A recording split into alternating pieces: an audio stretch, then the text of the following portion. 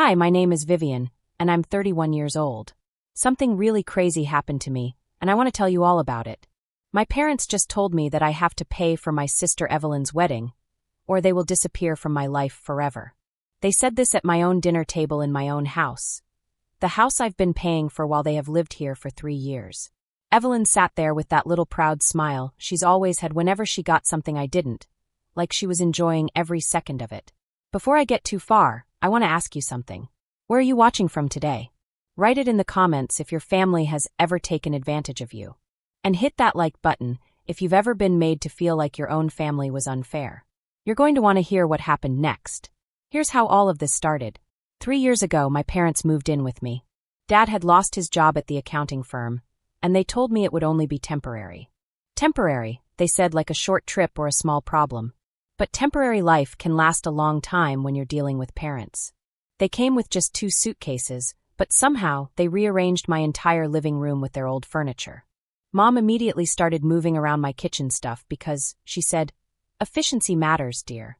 Dad claimed my home office for his job search, which mostly looked like watching golf tutorials on YouTube. I should explain a little about myself. I've been working since I was 16 years old. I paid my way through school with scholarships and 3 jobs. I finished law school when I was 25, even though I had massive debt. For the next 6 years, I worked hard building my own law practice. 2 years ago, I finally became a senior associate, which felt like real stability. But I was wrong. The first warning should have been when they gave Evelyn the master bedroom, my master bedroom. She needs more space for her things, Mom said, while I stood there holding my own clothes. I ended up in my old guest room, sleeping on a tiny twin bed I had bought for friends who visited. I thought, okay, I'm a lawyer. I can handle this. But I was wrong. Almost immediately, the bills started going up. My electric bill tripled because someone wanted the house at 72 degrees all year. My grocery bills exploded because Dad developed a taste for fancy organic food, and Mom decided she was a gourmet cook. When I mentioned that the bills were higher, Mom patted my hand and said, "Family takes care of family, sweetheart. You understand." I did understand. I understood that I was basically paying for their life while they treated me like a helper in my own home. Evelyn would leave her laundry in the washing machine for days until it smelled bad, then complain when I moved it. Dad would take my car without asking, come back with no gas, and leave mysterious stains on the seats. When I tried to make simple household rules, they would exchange those looks, the ones that said, "Poor Vivian is being difficult again." I'd been raised to believe that family always comes first, that successful people help others, and that questioning family rules makes you selfish. But slowly, I started feeling that something was wrong with our family. The final straw came last month when I found out they'd been telling everyone I was struggling financially and that they had moved in to help me. My neighbor even mentioned how sweet it was that my parents were supporting me during my difficult time. I nearly choked on my coffee. I wasn't struggling, I was just supporting them. Then came the wedding. Mom said casually, reaching for more potatoes as if she hadn't just demanded something huge. We looked into it, and $28,000 should cover everything. The venue, flowers, dress, photographer. Evelyn had found a beautiful place in Napa Valley, because a normal local place would apparently be too boring. I looked at her, busy examining her manicure like what I said didn't matter at all. "That's a lot of money," I said carefully. "It's an investment in the family," Dad said, using that tone he always uses when he wants to convince me to do something. "Evelyn only gets married once. We want it perfect." Actually, it was Evelyn's second engagement. The first one ended because she decided her fiancé wasn't ambitious enough. But who's keeping track? Certainly not my parents, who spent my college fund on Evelyn's gap year in Europe while I worked 3 jobs to pay for tuition. For weeks, I had been noticing a pattern. Conversations always centered on Evelyn. My achievements got a small nod, then everyone went back to her drama. I'd been going to therapy for 6 months, finally learning to take care of myself. Maybe Evelyn and Nathan should pay for their own wedding? I asked, trying a calm approach. The temperature in the room dropped about 20 degrees. Mom's smile froze like a plastic mannequin. "Vivian, don't be selfish. Nathan just graduated law school. They're just starting out," Mom said. Just starting out, I thought. Nathan's parents owned half of San Francisco, but sure, let's pretend he was poor. What if I can't afford it? I asked. "You'll figure it out," Dad said, stabbing his steak with unnecessary force. "That's what successful people do, make things happen for the family. I almost laughed. 3 years ago, this successful person was unemployed and facing foreclosure until his daughter bailed him out. But selective memory runs strong in this family, apparently. Evelyn finally looked up from her nails. I mean, it's not like you have anything else to spend it on. You're single. You don't travel. You just work all the time. At least this way, your money would go towards something meaningful. 15 years of working multiple jobs, 6 years building my career, living like a monk, so I could support 3 adults who treated me like an ATM, and my sister thought my life had no meaning. My therapist, Dr. Simone, had warned me that this moment would come. She said that when you start setting boundaries, people who benefited from your lack of boundaries push back hard. They use guilt, manipulation, and ultimatums to restore the old way. What happens if I say no? I asked. The silence was loud. Mom and Dad exchanged one of their patented looks, the ones that always decided my life without asking me. Dad finally spoke. Then you're not the daughter we raised. Family comes first, Vivian. Always. If you can't understand that, maybe you need to think about what's really important in your life. Mom leaned forward with that worried expression she always used. If family is so important, you'll do everything you can to make Evelyn's day special. This is a once-in-a-lifetime moment. Once in a lifetime, like my childhood, where I learned my place in the family hierarchy. Like my college graduation, which they missed because Evelyn had a tennis tournament. Like every birthday, holiday, and achievement that mattered to me, overshadowed by Evelyn. I looked around my dining room at the family who had invaded my space and my life, demanding I fund their dreams while treating mine as an afterthought. The chandelier I had saved 6 months to buy cast shadows on their expectant faces. The hardwood floors I had refinished myself gleamed under their feet. Dr. Simone's voice echoed in my head. You can't control how others react to your boundaries. You can only control whether you maintain them. I need to think about it, I said finally. What's there to think about? Evelyn whined, her voice getting that old annoying tone. Either you care about your family or you don't. Either you want me to be happy or you're jealous that I found someone who loves me. Jealous. There it was. That accusation I had heard my whole life. Jealous when Evelyn got the bigger bedroom. Jealous when she got a car for her 16th birthday.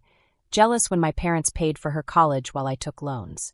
Jealous when she got attention for her achievements, while mine were ignored. I sat quietly for a long moment, thinking about everything. The years of working, supporting them, and being treated like a doormat. Then I finally spoke, my voice steady. No, I said. I'm not paying for the wedding. The room went silent. Mom blinked in shock. Dad's face turned red. Evelyn's little proud smile disappeared and was replaced with a frown. What do you mean, no? Mom asked. You're our daughter. Family comes first. Yes, I said. Family comes first. But family doesn't mean I have to pay for everything while my life gets ignored. I've supported this family for 3 years. That's enough. Evelyn and Nathan can pay for their own wedding. That's fair. Evelyn crossed her arms. You're being selfish. You just don't want me to be happy. I want you to be happy, I said. But not at the cost of my savings and my peace of mind. Mom and Dad gave each other one of those looks again, trying to figure out how to get me to change my mind. I didn't back down. You have to understand, I said. I love this family. But love doesn't mean letting people take advantage of you. I've done that for years. Not anymore. They were quiet for a long time. Evelyn finally muttered, Fine. I guess we'll figure it out ourselves. The room felt lighter, even though my parents looked angry. For the first time in years, I felt like myself again. I didn't have to live like a doormat. I didn't have to finance their lifestyle to make them happy. I could set boundaries and still love my family. It was scary to say no. Really scary. But saying no felt freeing. My therapist was right. You can't control how others react, only how you act. And I chose to protect my life, my money, and my happiness. Evelyn glared, Mom shook her head, and Dad muttered something under his breath. But I didn't care. I had finally put myself first. And at that moment, I knew something important. It's okay to love your family and still say no when they're wrong. I'm not jealous, I said quietly. My voice felt small in the dining room. I'm tired, I added, my hands gripping the edge of the table. Tired of what? Dad demanded, leaning forward, his eyebrows high, like he couldn't understand a simple word. I wanted to answer honestly, but it wasn't easy. Having a family who loves you should feel nice. Having people in your life who care about you should feel safe. But the question Dad asked hit me in a way that made my chest hurt. For months, I had been talking about this in therapy, thinking about my feelings, writing in my notebook, and slowly putting the pieces together. And now it was real. "What exactly have you done for me?" I asked, my voice shaking slightly. There was a long silence. I could see Dad's and Mom's faces turning red as they scrambled to think of something. Evelyn rolled her eyes, looking annoyed, like this was all ridiculous. They couldn't think of anything. Because the truth was, for years, I had been the one sacrificing. I had given up time with my friends to work extra hours. I had given up quiet weekends to pay bills. I had given up my peace of mind to make sure they were comfortable. I had been giving and giving and giving. "We gave you a place to live," Mom said finally, her voice soft but tense. "You gave me a place to live," I repeated slowly, choosing each word carefully. "In my own house that I pay for." "Don't be dramatic," Evelyn said, rolling her eyes again. "You act like we're a burden." I sat there for a moment, feeling like my brain was clearing. Have you ever had a moment when you finally see things clearly? Like the fog lifts and you realize exactly where you are? That's what happened to me sitting in my dining room listening to my family talk about why my money should belong to them. Dr. Simone had told me this moment could happen. We had talked about it in theory. But living it, experiencing it, that was different. It was sharper, louder, real. "I'm going to need some time to think," I said, finally breaking the silence. "How much time?" Mom asked. I could hear the little edge of anger in her voice. "The venue needs a deposit."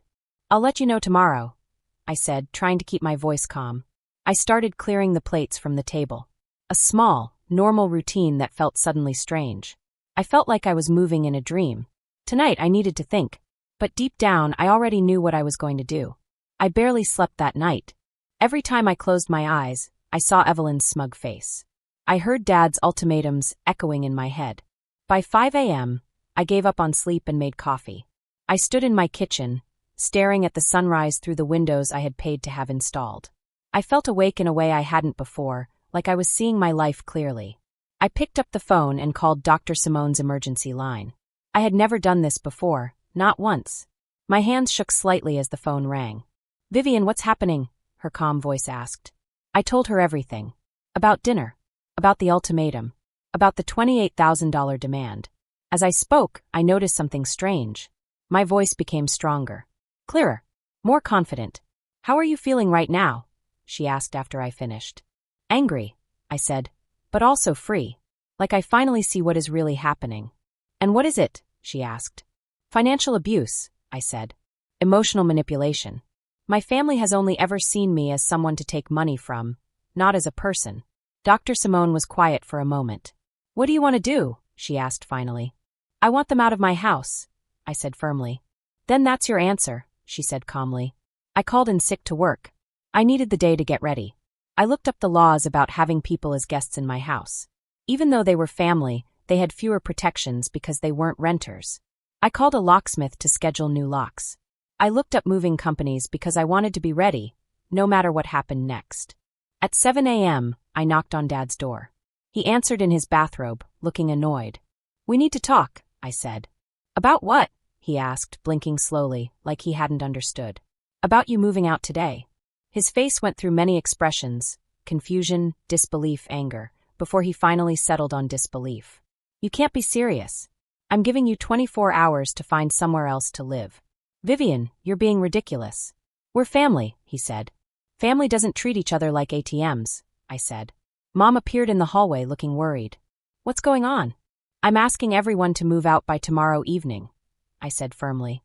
"This is about the wedding money, isn't it?" Evelyn's voice called from the doorway. "No," I said. "It's because for 3 years you've lived in my house without contributing while acting like I exist just to serve you. The wedding money demand was just the last straw. Where are we supposed to go?" Mom asked, her voice shaking. "That's not my problem anymore. You're adults. Figure it out," I said. "You can't just kick us out." Evelyn shrieked. "We have rights," Dad said, stepping forward. As a lawyer, I knew exactly what rights they had as guests. "Actually, I can," I said. "And I am." Dad's face tightened. "If you do this, there's no coming back. You'll choose money over family." "No," I said calm but firm. "You chose money over family when you moved in and decided my income belonged to all of you." "This is insane," Evelyn said. "You can't destroy our family over money." "I'm not destroying anything.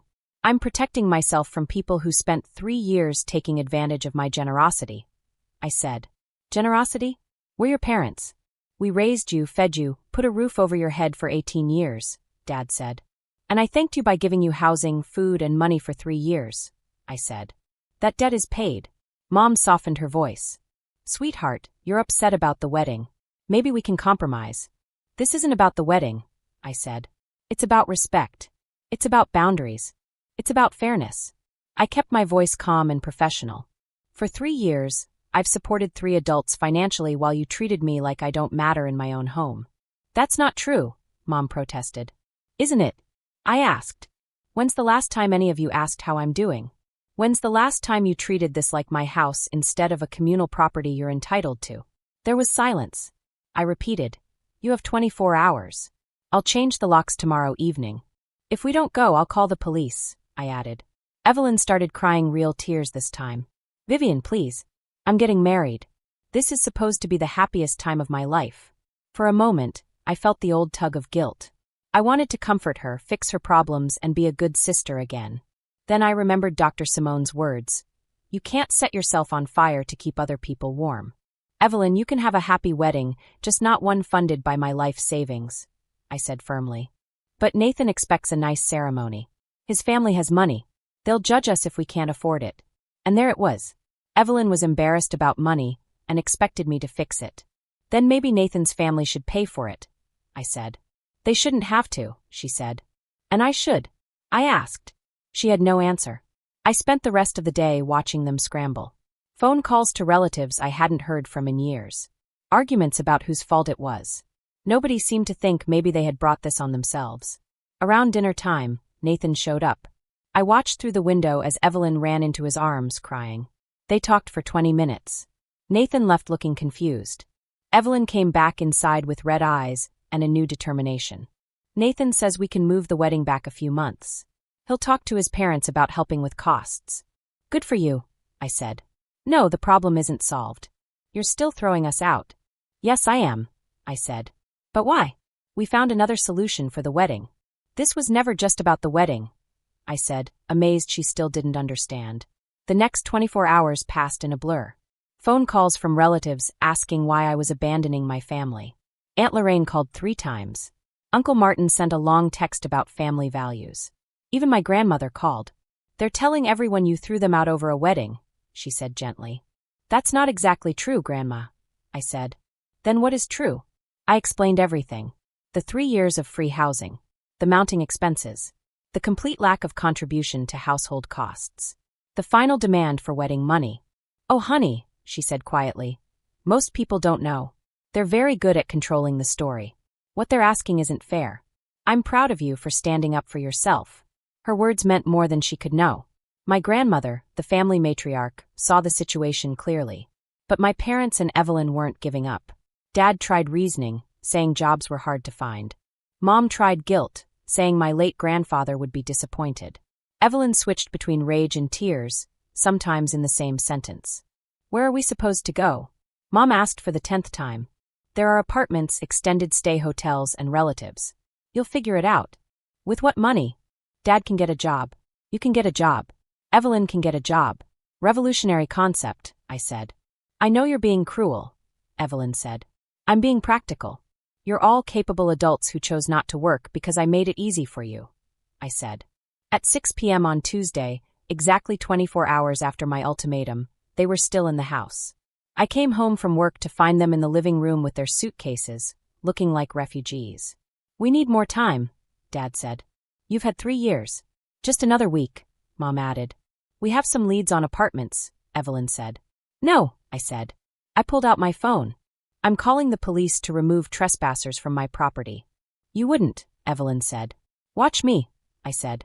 Before I could finish dialing, Dad held up his hands. Fine, we'll go. It took them another 2 hours to pack. I watched from the kitchen, drinking tea, feeling strangely calm. This wasn't traumatic. It felt like a weight being lifted off my shoulders. Mom was the last to leave. She stopped at the door and had tears in her eyes. I hope you're happy, she said softly. I hope I will be. After they left, I walked through my house alone for the first time in 3 whole years. The quiet was amazing. My house was finally just mine. I could make my own rules and enjoy my own peace. I made dinner for myself and ate it at my kitchen table without anyone complaining about what I picked. I watched whatever I wanted on TV without arguing about the shows. I went to bed early and nobody asked me to solve their problems. For the first time in years, I could finally breathe and feel free. The very next morning, the phone started ringing. Evelyn was crying and begging me to change my mind. Mom called and told me all the reasons I was making a big mistake. Dad called too. Sometimes he sounded angry, sometimes he sounded sad, and sometimes he tried to make me feel guilty. I didn't answer any of their calls. I let them go straight to voicemail. It felt strange, but good. Work was a relief. At my job, the problems were normal: client meetings, bills to pay, things to fix. Nothing about guilt or family drama. My friend and coworker Rachel noticed I seemed different. "You look lighter," she said over coffee. "I feel lighter," I told her. She smiled. Families can be hard sometimes. She was right. For 3 years, I had been so focused on making everyone happy that I forgot what it felt like to be happy myself. But the pressure from my family was just starting. Nathan called that evening. His voice was careful, soft, and polite. "Vivian, I know things are complicated with your family right now. Are they staying with you temporarily, just until they find a place to live?" I almost felt sorry for him. The poor guy had no idea what was coming. I gave him some advice. Set clear boundaries. Tell them exactly how long temporarily means. If you don't, you'll have this same conversation in 3 years. Evelyn told him I was jealous of her. Jealous? I almost laughed. What success? She had never held a job for more than 6 months, and I had been helping her with money for 3 years. That doesn't sound like success to me. Nathan was quiet on the other end. She told him I helped because I wanted to. Did she mention that I never asked if I wanted to help? That helping meant giving up my bedroom, my office, and most of my paycheck? No, she didn't say that. I asked him, if Evelyn is really so successful and independent, why does she need her sister to pay for her wedding? The silence on the other end told me everything. After Nathan hung up, I felt a strange mixture of sadness and relief. Sadness because my family's manipulation had spread to someone else. Relief because it was no longer my problem to manage. The next few days were full of people calling and trying to tell me I was wrong. Family friends called to express disappointment. Distant relatives shared opinions about my character. Even my hairdresser wanted to weigh in. "Family is everything," she said while cutting my hair. "You only get one family." "That's exactly the problem," I said. 2 weeks into my peaceful new life, I learned something surprising about my family's version of the story. They were telling everyone I was a heartless monster who threw my struggling parents into the street. Evelyn was the innocent victim, and I had destroyed her wedding dreams out of spite. My neighbor, Mrs. Whitaker, knocked on my door with a casserole. She looked concerned. "How are you holding up, dear? I heard about your family situation." "What exactly did you hear?" I asked. "That you had money problems and had to ask your parents to leave," she said. I stared at her. "Mrs. Whitaker, I haven't had any money problems. I asked my parents to leave because they had been living here for free for 3 years while I paid all their bills." Her face shifted as she thought about this. "Oh, that's not what I heard," she said slowly. "I'm sure it's not. My family had spun 3 years of them, depending on me, into a story where they were the good ones helping me through hard times. My request for fairness had become cruel. Their entitlement disappeared from the story. Not everyone believed it. My friend Diana called me that weekend. I ran into your mom at the grocery store. She told me this wild story about you kicking them out because you were jealous of Evelyn's wedding. That didn't make sense. You're the most generous person I know. I used to be too generous. Here's the truth," I told her. I explained the years of financial support, the wedding ultimatum, the complete lack of respect for my boundaries. "Vivian, why didn't you tell me sooner?" Diana asked. "Because I was embarrassed and I thought this was normal family stuff," I said quietly. "This isn't normal. This is financial abuse," she said. Hearing someone else say it made it real. My family hadn't just been inconsiderate, they had been abusive. My grandmother called again. "I've been thinking about our conversation," she said. "I've been watching your parents. They aren't taking any responsibility. They're painting themselves as victims and you as the villain. That tells me everything I need to know about who is really at fault." It was hard to hear the truth, but I kept asking myself if I had done the right thing. "Honey, doing the right thing is rarely easy," Grandma said. "You stood up for yourself. That is always the right thing to do." Her support meant everything to me, especially with other family members continuing their guilt campaign. 3 weeks later, Nathan called again. "Vivian, we need to talk," he said, his voice strained and frustrated. "Your family? They're still staying with me. It was supposed to be temporary, but they aren't looking for apartments anymore. They're acting like your house is theirs. Evelyn keeps asking me to pay for wedding expenses too." I almost smiled. "Welcome to my world, Nathan." He continued, "They've been here 3 weeks. Your father hasn't applied for a single job. Your mother complains about everything, from the water pressure to the brand of coffee I buy. Evelyn is planning this enormous wedding like money isn't a problem. When I suggested a smaller ceremony, she said I didn't love her enough to want her dream wedding. I felt a familiar pang of sympathy for him. My family's dreams always came at someone else's cost. "Nathan, can I ask you something?" I said. "Sure," he replied. "What did Evelyn tell you about supporting herself the last few years?" There was a pause. "She said she was between jobs, focusing on wedding planning for 3 years. "Helping how?" I asked carefully. "She said she was helping take care of your parents," he said. "By helping, you mean living rent-free while I paid for everything?" Another pause. He understood now. He said, "I need advice. How do I get them to leave without hurting my relationship with Evelyn?" I said, "You probably can't do both." "What do you mean?" "Evelyn never learned that actions have consequences because someone always rescues her from her mistakes. If you rescue her now, you'll be rescuing her for the rest of your relationship." "But I love her," he said. "Love doesn't mean accepting bad behavior," I said. I remembered 3 years of enabling her. After we hung up, I felt something important. I wasn't guilty anymore.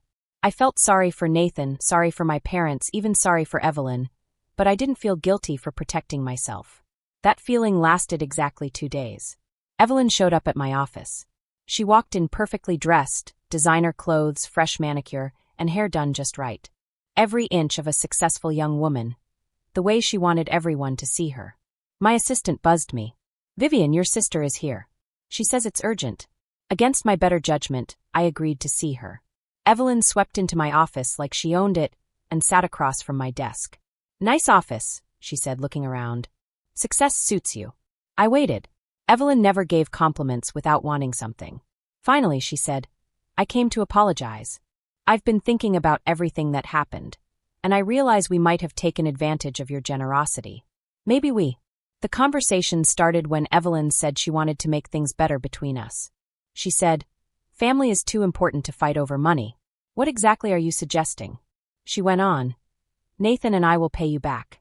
Not all at once, of course, but we can make a plan. And we'll pay for our own wedding. Something small and fair." Her words sounded too good to be true. That made me suspicious. I had learned over the years that when something sounded too good, there was almost always a catch. I asked, "What's the catch, Evelyn?" She tried to stay calm, but I could see her mask slip just a little. "There's no catch. I just want my sister back." I frowned. "Then why do you look like you're about to ask me for something?" She fiddled with her purse strap. I had noticed that move for years. It meant she wanted something.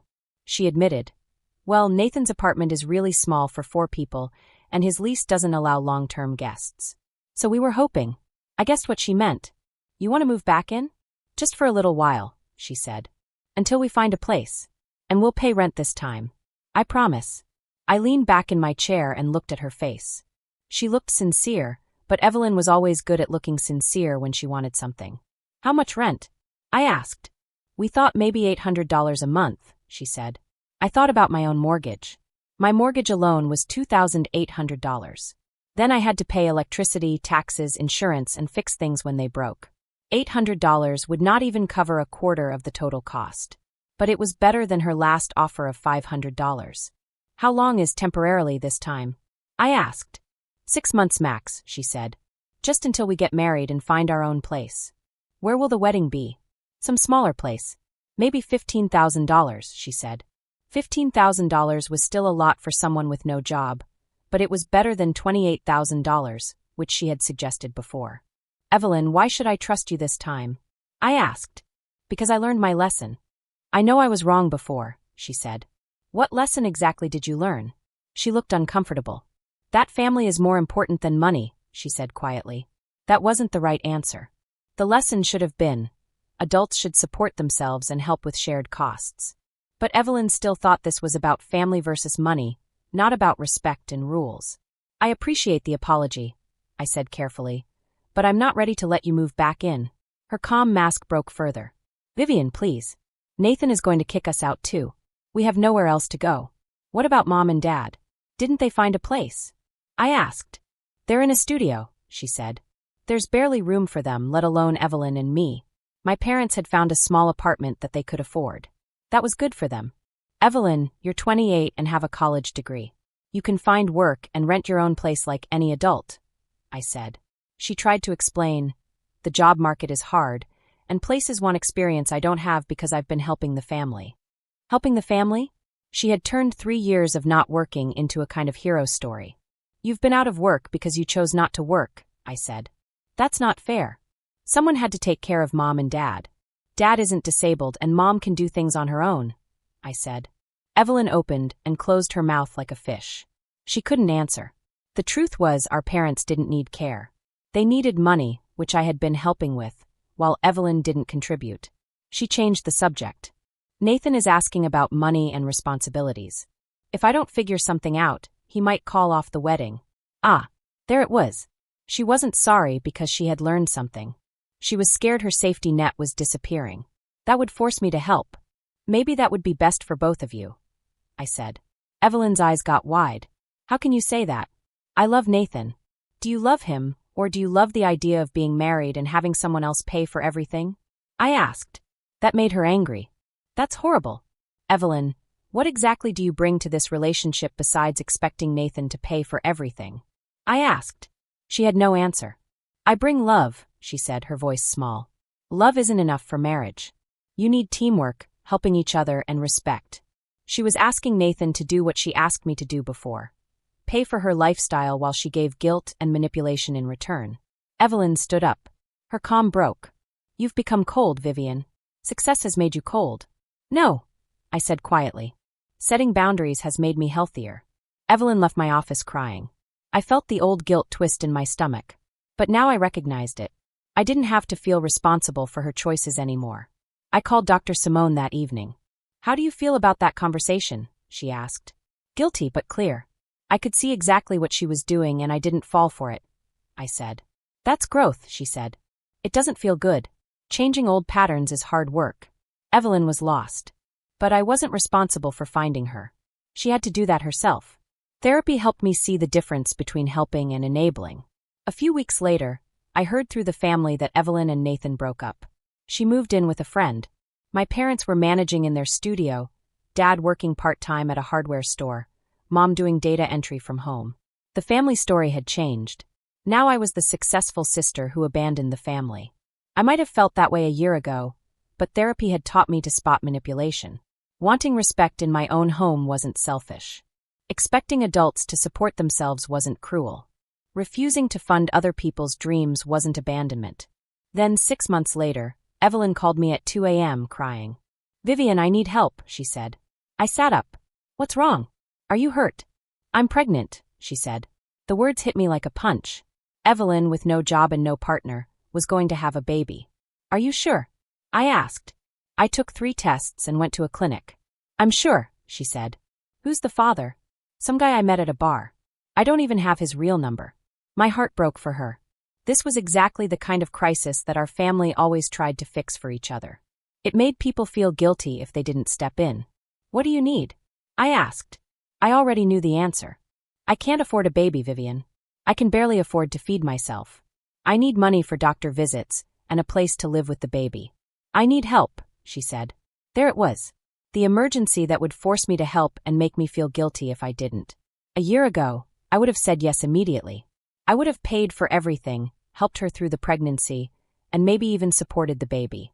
I would have convinced myself that's what family meant. Evelyn, I'm sorry you're going through this. Will you let me help? I asked. She wanted me to be the only solution. I said, I can help you look for programs. Medicaid for prenatal care, WIC for food, housing help for single moms. There are people and programs who can support you. That's not what I mean, she said. I know, I said. Vivian, please. I have nowhere else to turn, she begged. Yes, you do.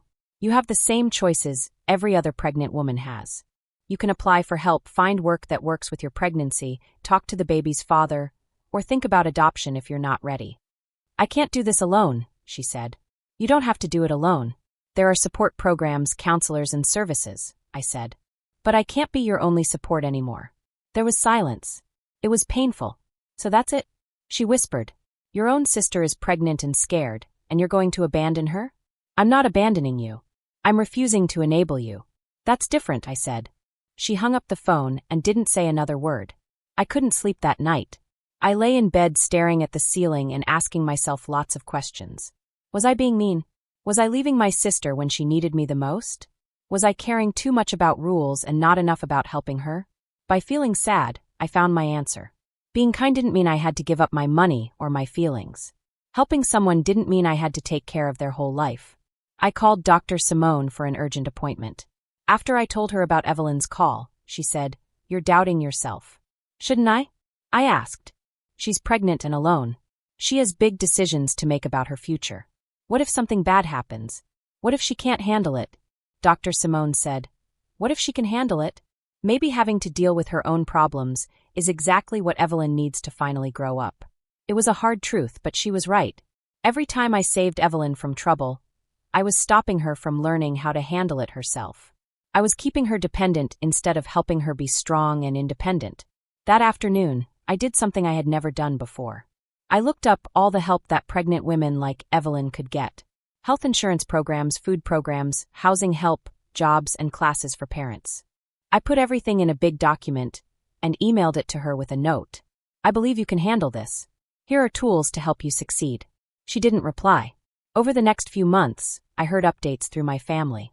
Evelyn had signed up for Medicaid and WIC. She moved into a safe home for pregnant women. She even got a part-time job at a childcare center where she could bring the baby. She was doing it. Not perfectly and not without hard times, but she was doing it. My parents were doing better too. Dad's part-time job became full-time because his boss saw how good he was. Mom found out she liked data entry and thought about going back to school to learn computer skills. The family gatherings I heard about from my grandmother were smaller and calmer. Less drama, fewer money problems, and more talking about people's lives instead of just emergencies. I wasn't invited, and that hurt. But I also wasn't being asked to pay for things, fix problems, or take care of everyone. I was learning to feel hurt and still appreciate the good parts. A year after I set my rules, I ran into Nathan at a coffee shop downtown. He looked relaxed, different from when he was with Evelyn. Vivian, he said, walking up to my table. How are you? I'm good. You look good too, I said. I feel good. I wanted to thank you for what? For the talk we had about boundaries. It changed my life. How so? I realized I was about to marry someone who expected me to fix all her problems while doing nothing herself. That's not a real partnership. Are you seeing anyone? Yes. Someone who works as hard as I do, pays her own bills, and treats me like a partner instead of a bank. I smiled, happy for him. That sounds wonderful. Evelyn's baby is beautiful, by the way. She posts pictures sometimes. My heart squeezed. I hadn't seen pictures of my nephew. I didn't even know if it was a boy or girl. But Nathan's words told me Evelyn was doing okay, and could even post pictures online. Is she okay? I asked. From what I can tell, she's figuring it out. The baby seems happy and healthy. After Nathan left, I sat in the coffee shop thinking about choices and what happens because of them. My choice to set rules had results. I still missed relationships, family gatherings, and my nephew. But I also had good things: money, security, peace in my home, friends and family who respected me, and knowing my worth wasn't about helping everyone else. I drove home, made dinner for one, and watched a movie I picked myself. No one called with problems. No one asked me to fix things or pay for dreams. For the first time in my adult life, I was living for myself instead of just making other people happy. It was lonely sometimes, but it was real and true.